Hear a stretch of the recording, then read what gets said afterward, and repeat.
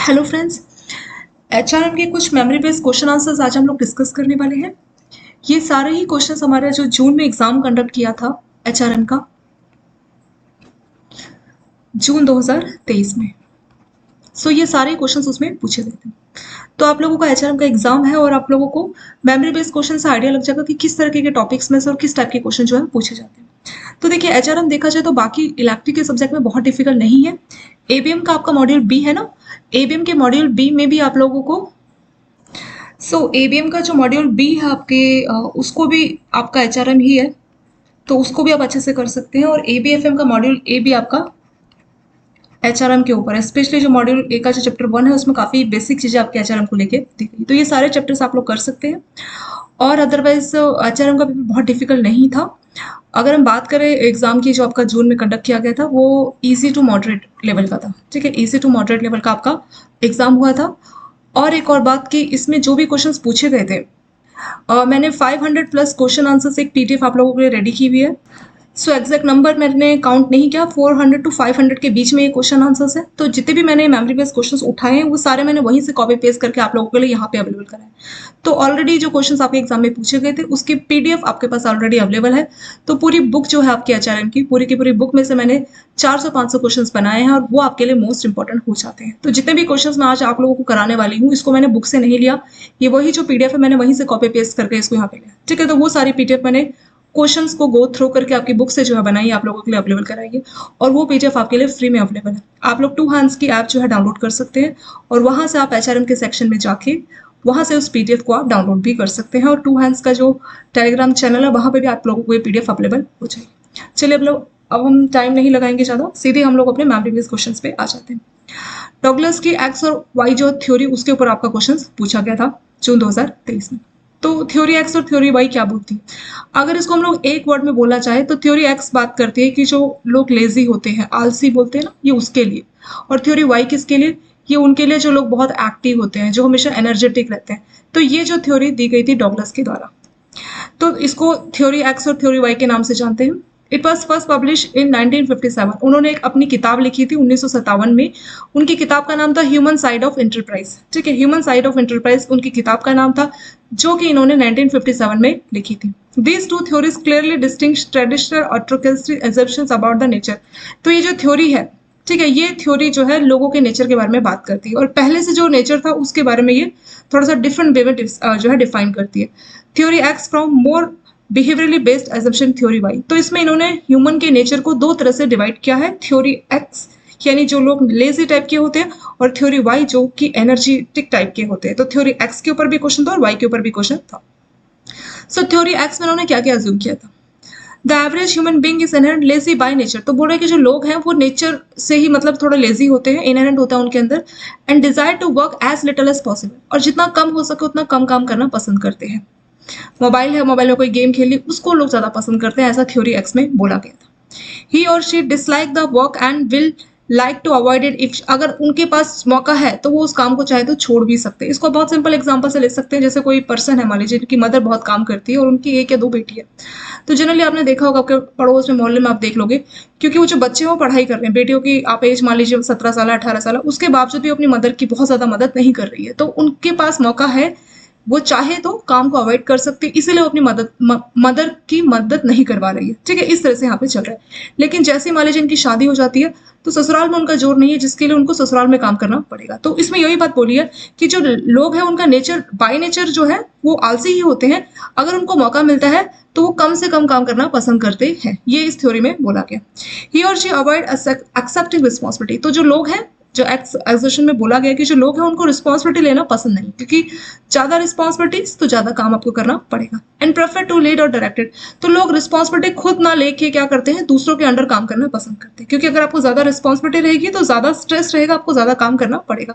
इसको बैंकों का एग्जाम्पल ले लेते हैं। अगर आप ब्रांच मैनेजर बन जाते हैं किसी ब्रांच के, तो आपके ऊपर रिस्पॉन्सिबिलिटी स्ट्रेस ज्यादा होता है एज कम्पेयर टू अगर आप किसी को रिपोर्ट कर रहे हैं। मान लीजिए आप अकाउंटेंट है या फील्ड ऑफिसर है, उनके कंपेरिजन में आपके ब्रांच मैनेजर के ऊपर ज्यादा स्ट्रेस रहता है।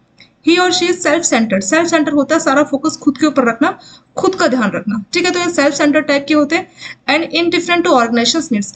आपकी ऑर्गेनाइजेशन की क्या जरूरत है उनसे उनको मतलब नहीं है, उनका जो मेन फोकस है वो खुद के ऊपर होता है। ठीक है, तो ये एक्स अजम्पशन मतलब ह्यूमन बिहेवियर जो है ये सारी बातें एक्स थ्योरी एक्स में एज्यूम की गई है। ऐसे ही इनके द्वारा डॉगलस के द्वारा थ्योरी वाई भी दी गई है। ये सारी जो आपने 2-3 लाइनें सुनी, इसको सुन के क्या लग रहा है? ह्यूमन का नेचर जो है लेजी होता है बाय बर्थ, ठीक है, और उनके अंदर इनहेरेंट मतलब उनके जीन में ही है कि वो लेजी होते हैं, वो कम से कम काम करना पसंद करते हैं, उनको मौका मिलेगा तो काम को अवॉइड करते हैं, उनको रिस्पॉन्सिबिलिटी लेनी पसंद नहीं होती, और वो दूसरों के डायरेक्शन में काम करना पसंद करते हैं, और वो सेल्फ सेंटर्ड होते हैं, मतलब उनका फोकस खुद को पे ज़्यादा होता है, ना कि अपनी ऑर्गेनाइजेशन की ज़रूरतों पे, ठीक है। तो ये थ्योरी एक्स के बारे में बातें बोलेगी। तो इसी को लेके जो क्वेश्चन पूछा था, वैसे थ्योरी वाई को लेके भी जो क्वेश्चन पूछा था, इसमें बोला था कि work is as natural as play. तो ये जो थ्योरी एक्स वाई वाले जो लोग होते हैं, इनके लिए काम करना, खेलना, इट्स इक्वल टू खेलना, प्ले वैसा होता है, ठीक है। Provided the work environment is favourable, लेकिन जरूरी है कि वर्क एनवायरमेंट फेवरेबल होना चाहिए, अच्छा होना चाहिए, यानी इनको एक अच्छे वर्क एनवायरमेंट में आप रखोगे तो ये काम को खेल की तरह एंजॉय करते हैं। वर्क में act as a source of satisfaction, तो ये काम करके खुद को सेटिस्फाई महसूस करते हैं। और पनिशमेंट, अगर काम नहीं करते तो उनको लगता है कि हमें पनिशमेंट मिल रहा है, और ये अच्छा काम करते तो उनको लगता है कि हमें सेटिस्फिकेशन वाली फीलिंग आ रही है। An average man is not really against doing work. तो बोला कोई भी अगर आप एवरेज पर्सन की बात करो तो ऐसा नहीं कि वो आलसी होगा, उसको काम करना पसंद नहीं होगा, ऐसा इस थ्योरी में बोला गया है कि जो एवरेज पर्सन है वो काम के खिलाफ नहीं होता, बट जो इन्वायरमेंट है, जो सिचुएशंस है, जो इन्वायरमेंट है उसके काम में, वो फेवरेबल होनी चाहिए। People can be self directed, and self directed मतलब खुद को आप डायरेक्शन दे रहे हैं, खुद को रास्ता दिखा रहे हैं, खुद से आप मोटिवेट होके काम कर रहे हैं। And creative at work if they are motivated properly, अगर आप प्रॉपर मोटिवेशन दे रहे हैं अपने एम्प्लॉय को तो वो काम में काफी क्रिएटिव होंगे। और सेल्फ डायरेक्टेड मतलब खुद को वो डायरेक्शन दिखाएंगे, आपको उनको खुद से रास्ता दिखाने की जरूरत नहीं। जैसे छोटे बच्चे होते हैं तो पेरेंट्स उसको पढ़ाते हैं, उनकी ट्यूशन लगाते हैं, लेकिन बच्चे बड़े हो जाते हैं तो खुद से अपना अकेले बैठ के खुद ही पढ़ते हैं, ठीक है। तो इसमें जो है वाई थ्योरी में वही बोला गया, वाई एजप्शन में, कि लोग जो होते हैं अगर उनको अच्छा एनवायरमेंट दिया जाएगा तो वो काफी खुशी के साथ काम करेंगे, बहुत ही एक्टिव होकर काम करेंगे, और काम को जैसे खेलना है ना वैसे उनके लिए काम हो जाएगा, ठीक है। Work is as natural as play, और अगर वो काम करते तो उनको सेटिस्फिकेशन वाली फीलिंग आती है, अगर वो काम नहीं करते उनको पनिशमेंट ऐसा फील होता है। तो बोल रहे कि जो एवरेज पर्सन है वो काम के खिलाफ नहीं होता, बट जो इन्वायरमेंट है उसके ऑफिस में वो उसके लिए फेवरेबल होना चाहिए। इसमें बोला है कि इसी तरह में बोला गया कि जो लोग हैं वो सेल्फ डायरेक्टेड होते हैं, मतलब वो खुद को डायरेक्शन देते हैं, क्रिएटिव होते हैं, लेकिन जरूरत क्या है कि काम वाली जगह पे उनको मोटिवेशन मिलना चाहिए। तो यही थी आपकी Douglas X and Y theory. तो बहुत ही सिंपल सा क्वेश्चन, और इसके ऊपर आपके बहुत ही सिंपल सा टॉपिक है, इसके ऊपर आपके क्वेश्चंस पूछे गए। तो एचआरएम बहुत ही सिंपल होता है, कहानी में इसको पढ़ते जाइए। चलिए नेक्स्ट क्वेश्चन देखते हैं।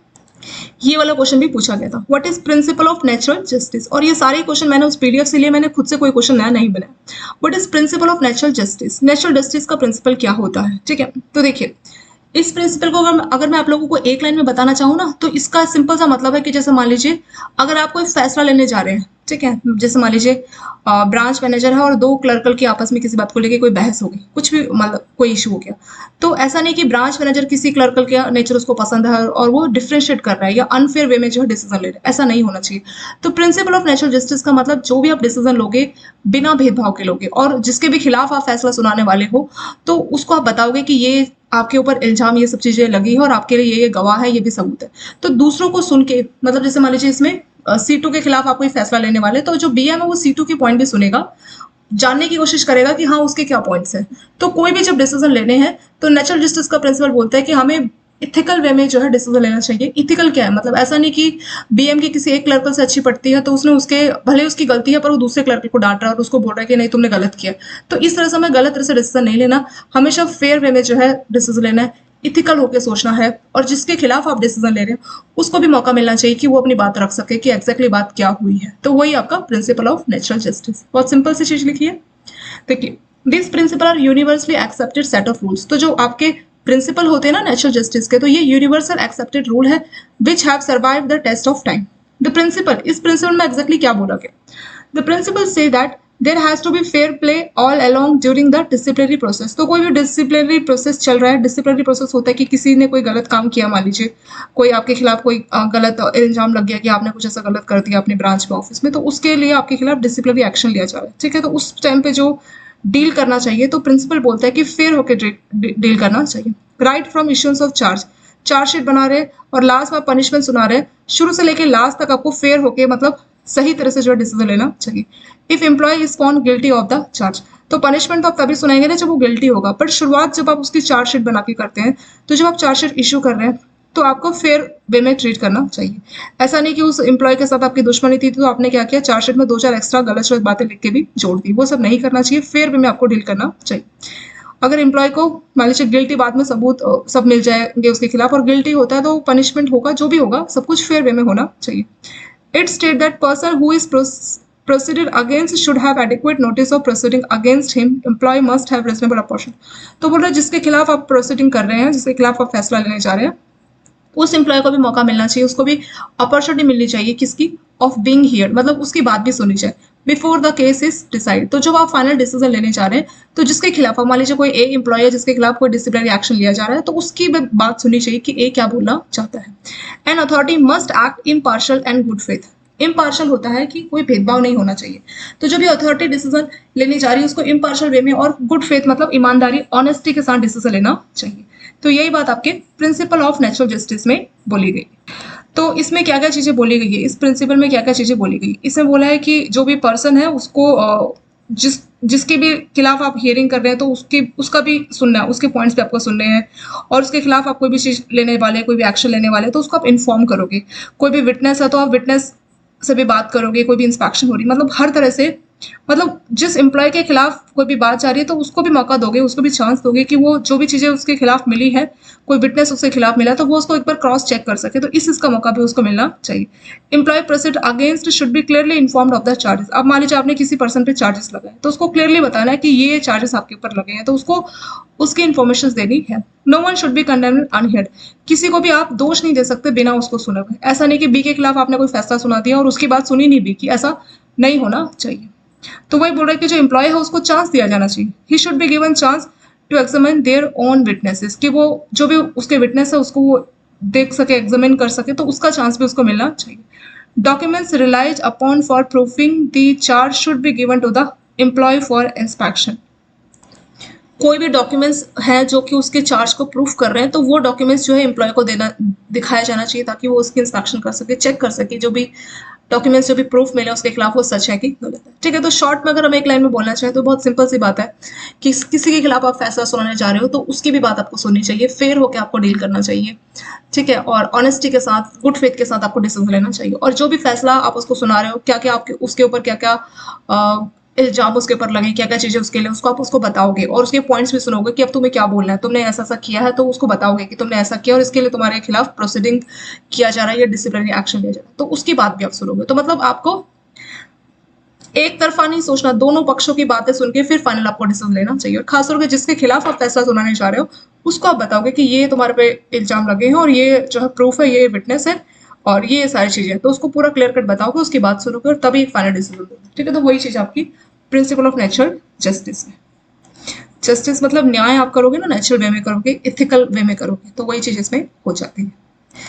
इसके बाद नेक्स्ट क्वेश्चन ये वाला पूछा गया था, ग्रीन ह्यूमन रिसोर्स मैनेजमेंट क्या होता है? ग्रीन एचआरएम इसको बोलते हैं। ठीक है, इसको ये एक टाइप का सस्टेनेबल एचआरएम होते हैं। तो देखिए ह्यूमन रिसोर्स मैनेजमेंट में क्या होगा, जैसे ग्रीन में मतलब आप जो है कम से कम अपना कार्बन फुटप्रिंट लाओगे, मतलब आपकी ऑर्गेनाइजेशन ऐसा कुछ करेगी जिसकी वजह से इन्वायरमेंट को कम से कम इम्पैक्ट पड़ेगा, तो आपका ग्रीन एचआरएम इसमें हो जाएगा। अब जैसे बहुत से बैंक है, ठीक है, तो बहुत से बैंक को क्या होता है, जैसे आप लोग बैंकों के एटीएम में जाते हैं ना, तो वहां पे एटीएम में क्या आता है कि पहले क्या था कि बाय डिफॉल्ट ही जैसे आपने कोई ट्रांसफर की, एटीएम से पैसा निकाला, ये पहले की बात है, तो क्या था एक स्लिप आ जाती थी कि आपने इतने का ट्रांसफर किया, तो वो जो स्लिप है वो क्या है, पेपर है, तो उससे पेपर वेस्ट होता था। फिर अब जो है अब ऑप्शनल किया जाने लगा, मतलब बैंकों की मर्जी कि अगर आप चाहे तो बैलेंस खुद से देखिए बट उसका स्लिप मत निकालें, क्योंकि आप स्लिप निकलवाएंगे तो उसमें क्या होगा, पेपर जो है वेस्टेज होगी, और आप जानते हैं कि पेपर कैसे, ट्रीज की हेल्प से बनते हैं। तो आप क्या कर रहे हैं, कस्टमर्स को जो है एक तरह से ऑनलाइन बैंकिंग, अपनी ऐप के थ्रू बैंकिंग, ये सारी सुविधा दे रहे हैं जिसकी वजह से वो बैंकों में नहीं आ रहा। जैसे कस्टमर बैंक आता है तो क्या करता है, जनरली पासबुक में अपनी एंट्री कराता है। ठीक है, पासबुक ये सब किसकी, पेपर्स की बनी होती है। अब वो पासबुक में ना एंट्री करा के अपनी सारी स्टेटमेंट को अपनी ईमेल में आपसे मांग रहा है, या अपनी ऐप में ही अपनी स्टेटमेंट को चेक कर रहा है, वो पासबुक की एंट्री नहीं करा रहा, तो ये भी एक तरह से ग्रीन एचआरएम का ही पार्ट हो जाएगा। तो ग्रीन एचआरएम मतलब हम ऐसी एक्टिविटी करें अपने ऑर्गेनाइजेशन में जिसकी वजह से हमारा कार्बन फुटप्रिंट होता है, ग्रीन हाउस गैसेज जो है कम से कम इमिट हो और हम इसको ज्यादा इम्पैक्ट ना पहुंचाए।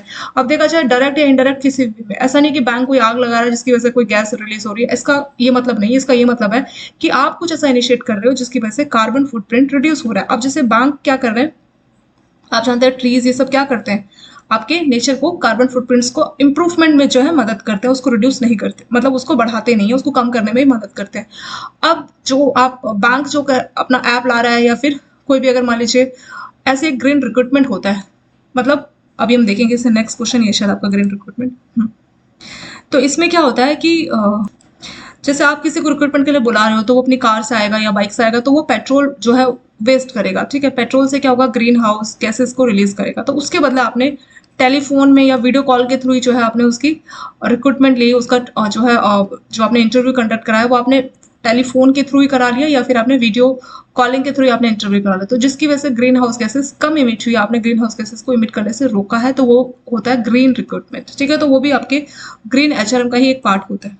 तो ग्रीन एचआरएम शॉर्ट में हम बोलना चाहेंगे कि हम ऐसी एक्टिविटी करें, ह्यूमन रिसोर्स के लिए जो भी एक्टिविटी करनी है हम ऐसी करें ताकि जो कार्बन फुटप्रिंट्स है वो कम से कम, उनको हम कम से कम इमिट करें, उनका रिडक्शन हम कर सकें। तो वही चीज इसमें लिखिए। ग्रीन ह्यूमन रिसोर्स मैनेजमेंट या green HRM is one form of sustainable HRM. तो ये सस्टेनेबल एचआरएम का एक पार्ट होता है that focus to influence and improve employee ecological. तो इसमें क्या होता है कि जो आपने बहुत से बैंकों में देखा होगा ना कि आपके जैसे कोई बैंक डे है या कुछ स्पेशल डे है तो वो लोग पेड़ लगाते हैं। तो पेड़ लगा के क्या साबित करना चाहते हैं कि हम जो है इस बात को बढ़ावा देना चाहते हैं, और पेड़ की फोटोज जैसे आपके आरएम या आपके डीजे में सब पेड़ के साथ फोटोज खिंचवा रहे हैं, या पेड़ कोई पौधा लगा रहे हैं उसके साथ फोटो खिंचा रहे हैं, तो उसका मतलब ये होता है कि वो आपको इंस्पायर कर रहे हैं कि आप भी ऐसा करो, ये अच्छी चीज है, हम लोग कर रहे हैं, हम सीनियर मोस्ट हैं, हम लोग कर रहे हैं, आपको भी करना चाहिए। तो ये एक अच्छा इनिशिएटिव है, अपने जो एम्प्लॉय है उनके अंदर इकोलॉजिकल अवेयरनेस को बढ़ाने का काम कर रहे हैं। इसकी वजह से जो ऑर्गेनाइजेशन है उसका कार्बन फुटप्रिंट्स रिड्यूस होता है, और जो ग्रीन क्रेडेंशियल है उसमें आपका कंट्रीब्यूशन बढ़ता है। अब आपकी ऑर्गेनाइजेशन ने बहुत सारे पेड़ लगाए तो वो एक तरह से ग्रीन एनवायरमेंट को आप कंट्रीब्यूट कर रहे हैं। It is a way of conducting business to help promoting sustainability development and also change the thinking of employee. तो इससे क्या होता है, आप लोगों के अंदर अवेयरनेस ला रहे हो, तो जो आपके एम्प्लॉय है आपके ऑर्गेनाइजेशन, उनकी थिंकिंग को आप चेंज कर रहे हो and make them aware about taking environment friendly initiative. अब जैसे कोई बैंक है, वो आपको मालूम है ना, इलेक्ट्रिक कार या इलेक्ट्रिक आपकी स्कूटी, उन सब के लिए लोन देता है। अब बैंक क्या कर रहा है कि जो लोग इलेक्ट्रिक वाहन खरीद रहे हैं, क्योंकि उससे तो नेचर को हार्म नहीं पहुंचेगा, तो जो लोग इलेक्ट्रिक वाहन खरीदे तो उसको बैंक इंटरेस्ट रेट में डिस्काउंट देता है, प्लस उसको ज्यादा टेन्योर का इंटरेस्ट जो है लोन दे रहा है। जनरली कार को मान लीजिए 5 साल का लोन मिल रहा है कार को, लेकिन इलेक्ट्रिक कार वाले को 7 साल का लोन मिल रहा है, और उसमें इंटरेस्ट भी कम है, ठीक है, उसमें लोन अमाउंट भी आपको ज्यादा मिल रहा है। तो इस तरह से आप एक्स्ट्रा बेनिफिट दे रहे हैं ताकि आप जो जनता है उनको आप जनता को आप प्रोत्साहन कर रहे हैं, उनको आप इंकरेज कर रहे हैं कि इलेक्ट्रिक वाहन लो, क्योंकि हमने उसमें बहुत सारा डिस्काउंट दिया। तो अगर आप ऐसा भी कर रहे हैं, इलेक्ट्रिक वाहन, इलेक्ट्रिक इस तरह की चीजों के लिए आप अपने जो जनता है, आपके जो कस्टमर्स है, उनको आप डिस्काउंट दे रहे, तो वो भी एक टाइप का ग्रीन ही इनिशिएटिव आपका इसमें हो जाएगा, ठीक है। और आपके जो खुद के एम्प्लॉय हैं, जो एचआरएम आपके एम्प्लॉय हैं, तो उनको आप अवेयरनेस फैला रहे हैं, उनके अंदर बता रहे हैं कि ग्रीन इन्वायरमेंट को बढ़ाना कितना जरूरी होता है, ठीक है। तो वही आपका ग्रीन एचआरएम इसमें हो जाएगा। इसी के साथ आपका ग्रीन रिक्रूटमेंट था। इसमें आप रिक्रूटमेंट कर रहे हैं, जो भी ट्रेनिंग आप जो भी आप इंटरव्यू कंडक्ट करा रहे हैं, तो वो आप ऑनलाइन करा रही है, टेलीफोन के थ्रू या वीडियो कॉल के थ्रू करा रहे हैं, जैसे स्काइप हो गया या कुछ और टेक्नोलॉजिकल मीन्स। तो ये भी एक टाइप का ग्रीन रिक्रूटमेंट हो जाएगा, और ये भी ग्रीन एचआरएम का ही पार्ट होता है। तो ग्रीन एचआरएम को लेकर आपका क्वेश्चन पूछा गया था। मून लाइटनिंग के ऊपर पूरा केस स्टडी पूछा गया था। देखिए एचआरएम के जो आपका एग्जाम हुआ था ना जून में, तो उसमें कुछ 6-7 के आसपास केस स्टडीज थी, 6 से लेकर 7 तक केस स्टडीज थे। तो केस स्टडी क्या होता है, पूरा पैराग्राफ होता है। अब जैसे मून लाइटनिंग, आपको मालूम होना चाहिए मून लाइटनिंग क्या होता है, तो इसके ऊपर पैराग्राफ पूरा दिया रहेगा और 4-5 नंबर के क्वेश्चन रहेंगे। तो अगर थोड़ा बहुत भी आप लोगों को इंग्लिश का पैसेज ये सब समझ में आता है तो आप आसानी से उन क्वेश्चन के आंसर दे सकते हैं, बट जरूरी है कि पूरे पैसेज को आपको पढ़ना रहेगा, ठीक है। तो मून लाइटनिंग सिंपल सा टॉपिक है, इसी टॉपिक के ऊपर पूरा पैसेज बनाया गया था और 4-5 नंबर के क्वेश्चन आपके केस स्टडी फॉर्म में पूछे गए थे। और जैसे मैंने आपको बताया कि 6 से 7 तक की केस स्टडीज आपकी पूछी जाती है, इतना आप एक्सपेक्ट कर सकते हैं एचआरएम में।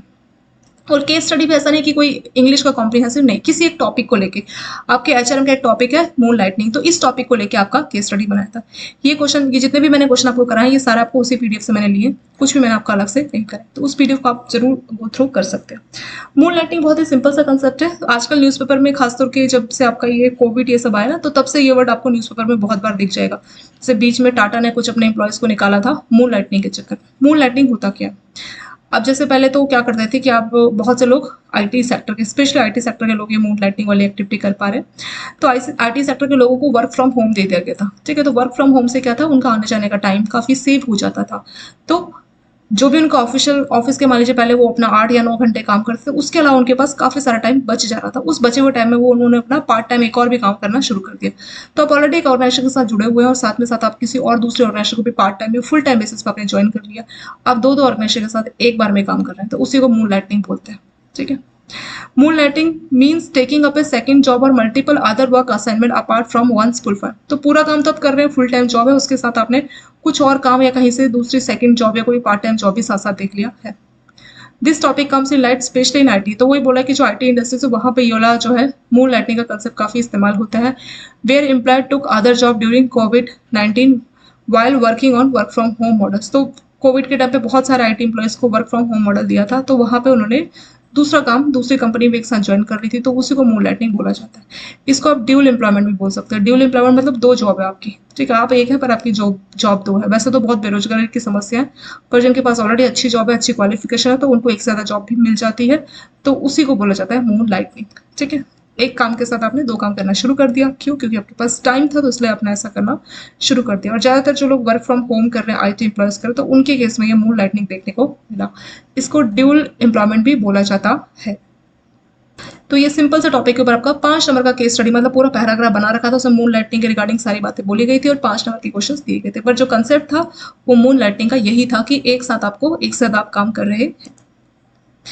एक और क्वेश्चन इसके ऊपर था, डेलीगेटिव लीडरशिप या आपका लेसे फेयर लीडरशिप क्या होता है, ये क्वेश्चन भी आपका पूछा गया था। तो देखिए, एक आपका बीएम है, ठीक है, अगर मान लीजिए बीएम ही सारे काम खुद करेगा, तो वो जैसे बीएम, ये जो आपके जो सुपरवाइजर होते हैं, इनका मेन काम क्या होता है? जैसे आप कोई छोटी सी वर्कशॉप में भी चले जाइए जहाँ पे साड़ी बनती है, कोई प्रोडक्ट बनता है, तो वहां पे मान लीजिए 2 लाइन है, यहाँ पे 10 वर्कर बैठे हुए और यहाँ पे भी 10 वर्कर बैठे हैं। ठीक है। ये जो 10 वर्कर कितने हो गए? 20 वर्कर। तो 20 वर्कर का एक सुपरवाइजर होगा। ये जो 20 वर्कर है, इसका एक सुपरवाइजर होगा। उसका काम क्या है कि इन 20 वर्कर्स के काम को देखना कि वो कैसे कर रहे हैं। ये सुपरवाइजर कोई काम नहीं करता, इसका काम ही है किसी और को देखना। तो वही होती है डेलीगेटिव लीडरशिप। डेलीगेटिव या लेसे फेयर लीडरशिप का मतलब है कि इसमें आपका लीडर, आपका जो बॉस है, वो अपना काम उसका उसके हैंड ऑफ है, मतलब उसको कोई काम नहीं करना।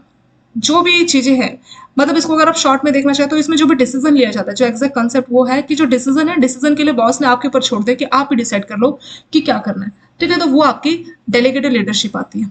तो लीडरशिप, एक लीडर और एक बॉस में देखिए क्या डिफरेंस होता है। लीडर क्या करता है और एक बॉस क्या करता है। तो बॉस एक फैसला सुनाता है, उसके अंदर मान लीजिए 20 लोग काम कर रहे हैं, तो बॉस उनकी राय नहीं पूछेगा कि क्या बॉस है, आप मैनेजर वर्ड इस्तेमाल कर लीजिए, तो वो उनकी राय नहीं पूछेगा कि क्या करना है क्या नहीं करना। वो एक फैसला सुनाएगा कि ऐसा करना और आपको करना ही पड़ेगा। अब लोगों को पसंद आए ना आए वो अलग बात है, बट लीडर की क्या क्वालिटी होती है कि वो अपने साथ उसके अंडर मान लीजिए 20 लोग काम कर रहे हैं, तो उनकी राय जानेगा, पूछेगा कि क्या हमें करना चाहिए। तो एक तरह से डेलीगेटिव लीडरशिप इस कंसेप्ट को बता रहा है कि इसमें लीडर ने जो है अपने हाथ खाली कर दिए, मतलब अब मैं कुछ नहीं, आप ही डिसाइड करो कि क्या करना चाहिए। तो उसी को बोला जाता है डेलीगेटिव लीडरशिप। इसमें इसको आप इस टर्म में भी बोल सकते हैं कि उसने अपना काम, एक तरह से जो डिसीजन लेना वो उसका काम था ना, उसने अपना काम किसी और को दे दिया, डेलीगेट कर दिया, तो इसलिए इसका नाम डेलीगेटिव लीडरशिप ही है। लेसे फेयर लीडरशिप, इसको डेलीगेटिव लीडरशिप भी बोला जाता है, is a type of leadership style in which leaders are hand off and allow group members to make the decision. इसमें लीडर के हैंड ऑफ है, मतलब वो खुद से कुछ नहीं करेगा, वो आप ही को बोलेगा कि आप ही डिसीजन लो। Researchers have found that this is generally the leadership style that led to lowest productivity among group members. इसमें लोगों का मोटिवेशन तो बढ़ता है, जो लोग हैं कि उन्हीं को सारा काम करने के लिए, डिसीजन के लिए बोलते हैं, पर कई बार जो है वो अच्छे से काम को नहीं करते और कम प्रोडक्टिविटी देखने को मिली। अगर लीडर्स उनसे बात सुन के एक डिसीजन खुद लेता है, अपने पास पावर रखता है, तो वो एक प्रोडक्टिव होता है। पर उसने जब सारा ही काम, सारा चीज अपने हाथ खाली कर दिया और सारा काम अपने अंडर के जो लोग काम कर रहे हैं उनके ऊपर दे दिया, तो कई बार वो खुद से जो है इतना ज्यादा काम नहीं करते, प्रोडक्टिविटी उतनी ज्यादा देखने को नहीं मिलती। तो यही एक सिंपल सा टॉपिक है, इसके ऊपर भी आपका क्वेश्चन पूछा गया था। डेलीगेटिव या लेजे फेयर लीडरशिप, जिसमें आपका मैनेजर, आपका बॉस जो है, वो उसके अपने हाथ खाली कर दिए, उसने अपने हैंड ऑफ कर दिए हैं, और जो ग्रुप मेंबर्स है उनको बोल रहा है कि तुम ही डिसीजन लो, तुम ही करो कि किस तरह से काम करना चाहिए। एक क्वेश्चन इसके ऊपर भी था, what is management by objective. Management by objective क्या होता है? ठीक है। A concept popular till recently and introduced by management guru Peter Drucker. तो पीटर ड्रकर, जिनको मैनेजमेंट गुरु बोला जाता है, उन्होंने ही मैनेजमेंट बाय ऑब्जेक्टिव इस टर्म को शुरू किया, इंट्रोड्यूस किया। Where performance is rated against the achievement of objective stated by management. तो आपके लिए कुछ ऑब्जेक्टिव रखे आपके ऑर्गेनाइजेशन ने, और आपने जो भी परफॉर्म किया तो उसके हिसाब से आपकी रेटिंग डिसाइड की जाती है। तो देखिए, मैनेजमेंट बाय ऑब्जेक्टिव पूरा का पूरा प्रोसेस होता है, वो किस तरीके से काम करता है उसकी बात करेंगे। तो पीटर ड्रकर थे मैनेजमेंट गुरु, उन्होंने मैनेजमेंट बाय ऑब्जेक्टिव की शुरुआत की है। और इसमें बताया है कि आपने जो भी परफॉर्मेंस किया उसको रेट किया जाता है, उसको कंपेयर किया जाता है, आपके लिए क्या ऑब्जेक्टिव हमने रखे थे। इसको बिल्कुल वैसे समझ लीजिए, आपके पेरेंट्स ने आपको बोला था कि मैथ्स में 80 मार्क्स लाने, तो ये आपका ऑब्जेक्टिव था, पर आप सच में लाए कितने, 70 मार्क्स लाए। तो आपको ऑब्जेक्टिव दिया गया था 80 मार्क्स का कि 80 मार्क्स लाने, आप 70 लाए गए। तो इसमें जानने की कोशिश की जाएगी कि पहले आपका गोल सेट किया जाएगा 80 मार्क्स लाने, फिर क्या मतलब गोल्स के हिसाब से आपके परफॉर्मेंस स्टैंडर्ड की इस तरह से आपको परफॉर्म करना है। फिर आपने सच में जो परफॉर्म किया, जैसे आपका 70 नंबर आए, उसको जाना जाएगा और आपका जो गोल है उसके कंपेयर किया जाएगा। आपको मैथ्स में लाने थे 80 मार्क्स, पर आप सिर्फ 70 मार्क्स लेके आए, तो जानने की कोशिश की जाएगी कि जो 10 कम रह गए वो क्यों रह गए, और फिर अगले साल के लिए आपके लिए एक नया गोल, नई स्ट्रेटेजी बनाई जाएगी। 10 मार्क्स कम रह गए तो अगले साल के लिए आपका फिर से मान लीजिए 80 मार्क्स का गोल बना, पर साथ में आपको मैथ्स की ट्यूशंस ये सब लगाई जाएंगी, ताकि वो जो कमी रहेगी 10 मार्क्स की वो अगले साल रिपीट ना हो। तो सेम वही चीज यहाँ पे काम करती है। इसमें पहले आपकी ऑर्गेनाइजेशन आपका गोल बनाती है and desire outcome for each subordinate. तो हर सबऑर्डिनेट के लिए क्या क्या आउटकम होना चाहिए वो पहले से जो आपकी मैनेजमेंट डिसाइड करती है आपका फाइनेंशियल ईयर शुरू होते ही। सेट परफॉर्मेंस स्टैंडर्ड कि कितना कितना आपको कैसे कैसे किस किस एरिया में कितना परफॉर्म करना है, पहले से वो जो है सेट कर दिया जाता है आपकी ऑर्गेनाइजेशन के द्वारा। Assess performance achieve against goal set for employees. तो आपने जो भी गोल को सेट किया है उसके अगेंस्ट आपकी क्या परफॉर्मेंस है उसको असेस किया जाता है। मतलब आपके, जैसे हमने एग्जांपल दिया था कि हमारे को यहाँ पे 80 मार्क्स लाने थे, पर आपने कितने मार्क्स लेके आए। आपको बोला था कि हाउसिंग लोन 1 करोड़ का डिस्ट्रीब्यूट करना है साल भर में, आपने कितने का हाउसिंग लोन बांटे, या पर्सनल लोन मान लीजिए 10 लाख का करना है तो आपने कितने का पर्सनल लोन किया। तो आपने जो गोल अचीव किया उसको असेस किया जाएगा, आपने जो परफॉर्मेंस की साल भर में उसको असेस किया जाएगा, और फिर जो आपका गोल पहले से डिसाइड किया गया था ऑर्गेनाइजेशन के द्वारा उससे उसको जो है चेक किया जाएगा, उससे उसको कंपेयर किया जाएगा। फिर identify reason for shortfall and establish new. और पता लगा कि आपको बोला था हाउसिंग लोन 1 करोड़ का करना है, बट आपने सिर्फ 80 लाख का किया, तो 20 लाख का आप हाउसिंग लोन क्यों नहीं कर पाए, उसका रीजन जानने की कोशिश की जाएगी। And establish new goals and new strategy for coming years. और नए साल के लिए आपके लिए नया गोल और नई स्ट्रेटेजी बनाई जाएगी। तो ये पूरा का पूरा प्रोसेस होता है मैनेजमेंट बाय ऑब्जेक्टिव। ठीक है, तो इसमें एक्जैक्टली क्या हो रहा है, इसमें पहले हमारे लिए गोल बनाया जा रहा है, ठीक है, और उस गोल को बनाने के बाद हमें बताया जा रहा है कि हमें इस तरीके से परफॉर्मेंस करना है, ये हमारा परफॉर्मेंस स्टैंडर्ड रहने वाला है, और साल भर में हम जो भी परफॉर्म करेंगे उसको मेजर किया जाएगा, और हमारे लिए जो स्टैंडर्ड बनाया था उससे उसको कंपैरिजन किया जाएगा। फिर अगर कुछ कमी रह जाएगी तो उसका रीजन जानने की कोशिश की जाएगी कि कमी क्यों रह गई, और फिर एक नया गोल बनाया जाएगा और अगले साल के लिए नई स्ट्रैटेजी बनाई जाएगी। तो इस पूरे के पूरे प्रोसेस को बोला जाता है मैनेजमेंट बाय ऑब्जेक्टिव, और इसको मैनेजमेंट गुरु पीटर ड्रकर ने जो है स्टैब्लिश किया था, इन्होंने इसको इंट्रोड्यूस किया था। एक क्वेश्चन इसके ऊपर भी था आपका, कलेक्टिव बार्गेनिंग। कलेक्टिव बार्गेनिंग क्या होता है, अभी जो यूनियन का चल रहा है ना, सेटलमेंट का नहीं चल रहा, 12th बाइपार्टिएट सेटलमेंट, तो वो भी एक टाइप का कलेक्टिव बार्गेनिंग हो रहा है। इसमें क्या होता है कि नेगोशिएशन की जाती है मैनेजमेंट के रिप्रेजेंटेटिव एक तरफ से और एम्प्लॉय के, मतलब यूनियन के बीच में और मैनेजमेंट के बीच में। तो यूनियन यूनियन जो है वो एम्प्लॉय को रिप्रेजेंट कर रहे हैं, ऐसे ही मैनेजमेंट के भी कुछ रिप्रेजेंटेटिव होते हैं जो कि मैनेजमेंट को रिप्रेजेंट कर रहे हैं। तो उनके बीच में जो है बार्गेनिंग की जाएगी, नेगोशिएशन किया जाएगा एक फाइनल रिजल्ट लाने की। तो दोनों पक्षों की बातचीत सुनी जाएगी और फिर एक फाइनल डिसीजन लिया जाएगा। जैसे आप कोई दुकान में कपड़ा लेने जाते हैं, दुकानदार बोल रहा है इसकी कीमत तो लगेगी 1000 रुपये, आप बोल रहे नहीं नहीं पड़ोस की दुकान से ये मिल रहा है 700 का, या आप बोल रहे 500 का, ठीक है। फिर आप और दुकानदार ने 5-10 मिनट ऐसे बातचीत की, फिर आपने बोला कि इस दुकान में हम हमेशा आते रहते हैं, फिर दुकानदार ने बोला चलो ठीक है मैं इसको थोड़ा सा कम कर देता हूँ। फाइनली मान लीजिए आपने दुकानदार ने बोला 800, आपने बोला 600, फिर फाइनली 700 पे बात फिक्स होगी, ठीक है। तो सेम वही प्रोसेस एक बार्गेनिंग होता है। तो कलेक्टिव मतलब मिलके, यूनियन एक तरफ और मैनेजमेंट एक तरफ मिलके जो है बार्गेनिंग कर रही है, किसी फाइनल रिजल्ट को लाने की कोशिश की जाए। और जो भी आपका फाइनल रिजल्ट होगा तो उसमें कोशिश की जाएगी कि दोनों का बेनिफिट हो, मतलब मैनेजमेंट को भी बहुत लॉस ना हो। ऐसा नहीं कि इतना ज़्यादा सैलरी बढ़ गई कि मैनेजमेंट लॉस में चला गया, वो भी नहीं होना चाहिए। और जो सैलरी है वो इतनी कम भी नहीं होनी चाहिए कि जो एम्प्लॉय है उनको लगे कि हमारा शोषण किया जा रहा है। तो दोनों पक्षों का जो एक फाइनल डिसीजन होना चाहिए, मतलब दोनों के लिए विन विन सिचुएशन होनी चाहिए। तो उसी प्रोसेस को बोला जाता है कलेक्टिव बार्गेनिंग। इसमें क्या होता है, collective bargaining imply joint negotiation of dispute between. तो कोई भी डिस्प्यूट अगर अराइज हुआ है मैनेजमेंट और यूनियन के बीच में, dispute between management representative on one side, तो एक तरफ मैनेजमेंट के रिप्रेजेंटेटिव होंगे and those of employee on the other hand, दो यूनियन जो कि एम्प्लॉय को रिप्रेजेंट करती है उनके रिप्रेजेंटेटिव होते हैं, ठीक है।